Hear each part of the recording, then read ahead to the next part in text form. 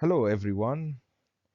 Today actually I'm looking to teach you, if you like, how to program using C#.NET. So today we're gonna try to learn programming using C#.NET. So the first lesson will be about the fundamentals of computer programming with C#.NET. Some of you maybe are new to programming. They don't have, maybe any experience about computer programming languages. Some maybe have a little bit experience, some maybe might be more experienced, but I have to, start with everyone actually from scratch. So we're gonna try to learn everything in C#.NET, how to do coding, how to program, how to create different type of applications, but we're gonna go through step by step. So, just stay with me and there are gonna be more lessons coming and hopefully you like it. So today we're gonna start with the fundamentals of computer programming with C#.NET or with C#. The next step here we're gonna start with is, what does it mean object-oriented programming? Object-oriented programming language. C#.NET or C# is one of the languages that use object-oriented programming languages. One of the object-oriented programming language. You have Java also. This is the closest one to C#, but C# is considered the first Microsoft programming language that is object-oriented programming language. Object-oriented programming language means it uses actually objects represented in classes. So each class has its own members, and then each class can be represented through an object. So you can have one class can describe the person name, first name, last name, and age. Then you have different persons or different people, which are the objects. So you have object one, which is first name, last name, and age. And you have another object, object two, might have different first name, last name, and age. And then object three have also different first name, last name, and age, and so on. So this is the idea of object-oriented programming, that you have one class that describe everything about an object, or about a house, or a person, or a car, or anything you can imagine around you. And this class consists of these members, or this information about that person, or this car, or about that house, or whatever. And then you have different houses, or different cars, or different persons. Each has different values. Okay, so you have like different values, different objects. Each object has different value. So we're gonna come into this and explain in details about object-oriented programming. So in a little bit about object-oriented programming, if you need to read about it, it's language, or OOP, means also object-oriented programming. It relies on organizing and encapsulating data in terms of object instead of depending on functions and logic. So you can just put everything, as I mentioned, in one class, and then put the description there, and then you can actually refer it to multiple objects for the same class. So you can have different people, you know, and then you describe them with different names, different age, different tall, and then you can actually have one object, one person, another person, third person, fourth person, like you have multiple people with different specs or different description. Okay, so with the concepts like inheritance and polymorphism. So inheritance and polymorphism, this is actually gonna come later. It's advanced. So we're gonna talk about inheritance, how the classes can inherit, and polymorphism, which actually means the multiforms. Multiforms. We're gonna come into this in details later.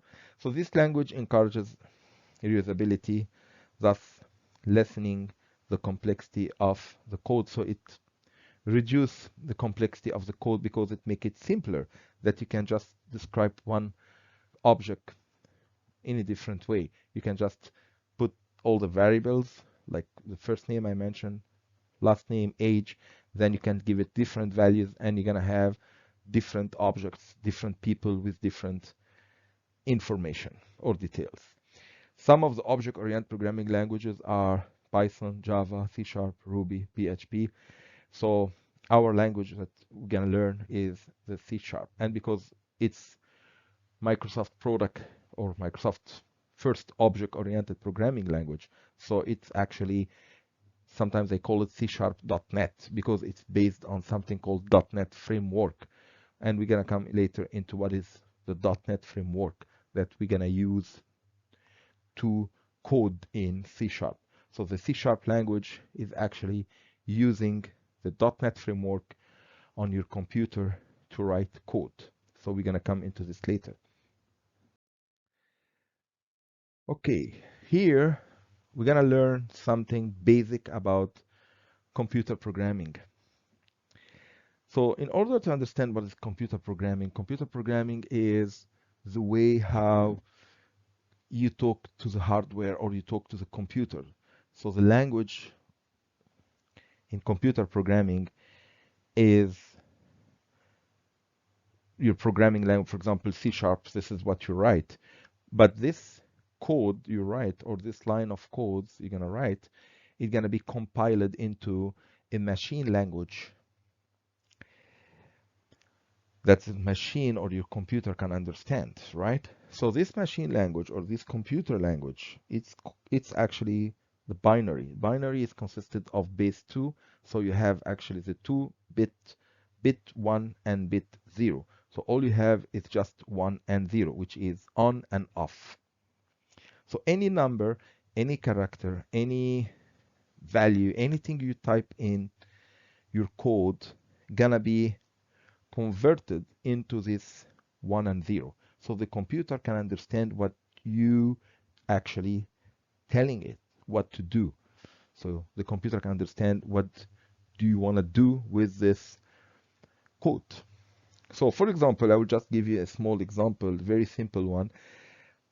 If you convert 13 is just a decimal value, any number. For example, how the computer can understand 13. If you type 13, the computer will understand it, that it's the value of 13. But how the computer can read this, the computer will read it as binary, not the decimal value. So 13 with the base 10, so represented as decimal, as you see.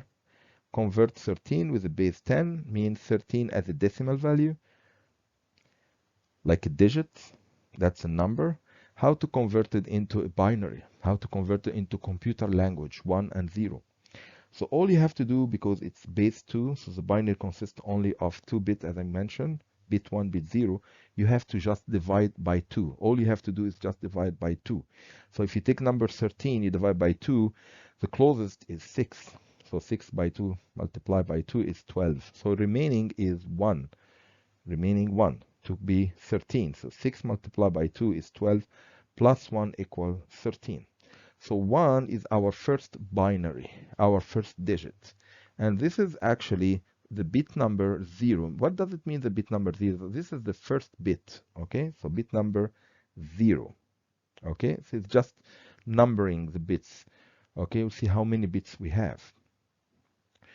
Then we take 6 and divide by 2, we have 3. So nothing left, nothing remaining, so we have bit 0. And this is the second bit, which come into 1, because actually in the computer, actually when you count from 0. You start also counting from 0, 1, 2, 3, 4, 5, 6, and so on.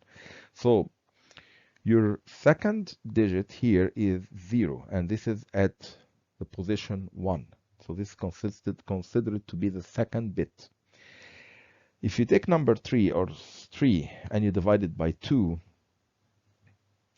the closest here is 1, because 1 multiplied by 2 is 2, and then you have 1 left to be 3, so the remainder is 1. So this is the bit 1, and this is consisted the third one, or at position number 2, or at the index number 2 or position number 2. Then 1 left, you divide it by 2, the closest is 0.5. So the first one is 0 because this is the number that doesn't have any decimals. So you take the 0, that's the closest one. Okay, and then you don't have anything after that because you cannot divide 0 by any number. So once you reach 0, you can stop here. And as I mentioned, because of 0 multiplied by 2 is equal 0, so you still have 1 left to reach 1. So the 1 here show up, which is the bit 1. So again, if you multiply 0 by 2 equal 0. In order to reach 1, the difference is 1. 0, 1. The difference is 1. The difference, the remainder is 1. So that's why you put 1 here as bit 1. And this is considered to be the fourth digit or bit, and it takes position number 3. If you want to represent this decimal 13 to binary, you just have to read the digits, the bits that you have, the on and off, 1 and 0. That's all you need. And you have to read it from the bottom to the top on this direction. So you're going to have to start with 1, 1, 0, 1. So as you see here, it's 1, 1, 0, 1. So 13 equal 1, 1, 0, 1 in computer language. And we put 2 here to just remind you that this is base 2, which is the binary. So this is just a simple example. We don't want to go into more details now, but just to give you an idea how every number, every character, everything you write in the code need to be compiled to a computer language, which is represented by the digits 0 and 1, which are the bit 1, bit 0, which we call it the binary language, the computer language. This is what the computer understands, so the computer can execute your code and give you the results you are expecting. So that should be good for today, as we got some information here. And this actually should be just a small, basic introduction for the computer programming using C#. We talk about what is object-oriented programming, and then we actually give a small example about what is the computer language. Then after that, we should start learning what is the C# and how can we code in C#, and what is the simple program that we can type it or write it in C#.NET language, and then we can execute it and then get a result. We can see the output of this program. So this is going to be our next lesson. So be ready, and see you all soon in our next lesson. So we're going to learn how to code in C#. And it's going to be really exciting, and you're going to like it, and it's really interesting. So hopefully you guys like this video, and let's meet in the next ones. Thank you. Have a good day.